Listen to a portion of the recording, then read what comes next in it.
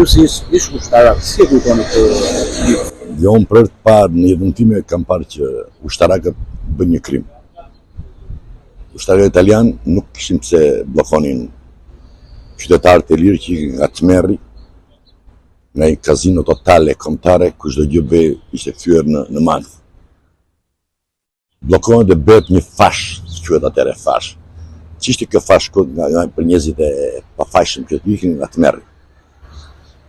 Si ushtarak, si marinar, kam konceptuar që ka thyer gjithë konventet ndërkombëtare, gjithë ligjet ndërkombëtare për të ndihmuar dhe ato mbytën. Nuk jam dakord me qeverinë shqiptare që e ka marrë butë e qetë. Nuk jam dakord që nuk bëhet asnjë protestë. Nuk bëhet dakord që ata nuk po të dëshpërblejmë atë dëm të madh moral, politik dhe shoqëror. Dhe kalohet me një paqe sikur Italia ishte shtet agresiv, jo nuk ishte shteti i demokracisë europiane, dhe Këshilla ka si një vendi me njerëz që ishin në protestë. Me dhimbje të madhe, u them prindërve, baballarëve, motrave, të tyre, bën të fortë, se drejta indi do dali se këtë detania drejtësi nuk ka marrë.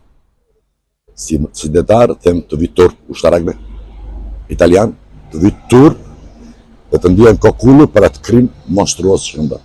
Nuk kisha asnjë moral. Qëlloj njeriu pa fash. Unë nuk mendoj se do vendosë drejtësi, se vajti vite që nuk po bëhet drejtësi, dhe e harruara kalojnë në pafundësi për dhimbjen e gjithë familjarëve vlenjanë. Kam qenë prezent në gjithë ceremonitë, në të gjitha eventet, në të gjitha demonstratat që janë bërë, në të gjitha diskutimet, qoftë detare, qoftë me konventa ndërkombëtare, qoftë me konventa shqiptare, qoftë me zakon, me të gjitha. Është një krim i pa moralshëm. Jo për moralshëm, s'ka koncept, s'ka krimet moralshme, po. Është një krim nga ushtarakët italianë, që janë dënuar me një vendim shumë pa motivuar. Ky është mendimi im. Ligjet detale, u shkelen atë ditë? Plotësisht. Ata ishin njerëzit që ikin nga tmerri. Ishte një anije 21 metra që mbante 140 veta brenda. Ata që nisën ishin më kriminal nga ata që goditën. S'mund t'i një anije që kapacitet me kish 20-25 veta, të futen 150 veta. Se si ka rritur kjo anije të iki dhe aq shumë, një anije 40 tonë që të mbaj 140 veta, është një katastrofë. Ajo, stabiliteti saj ka zhvillatuar që është ruetur. Ata i goditën që mbytën, sa do të çarritur. Në vend që ushtarakët italianë të ulin njetët, të ndihmonin, të fusin në bord, bën të kundërtën i qelluan. Kjo është e pamoralshme. S'kish kriminal. Kjo s'ka ndodhur asnjëherë. Unë nuk di për shembull që s'ka ndodhur në Afrika, po në Europë jo njëherë.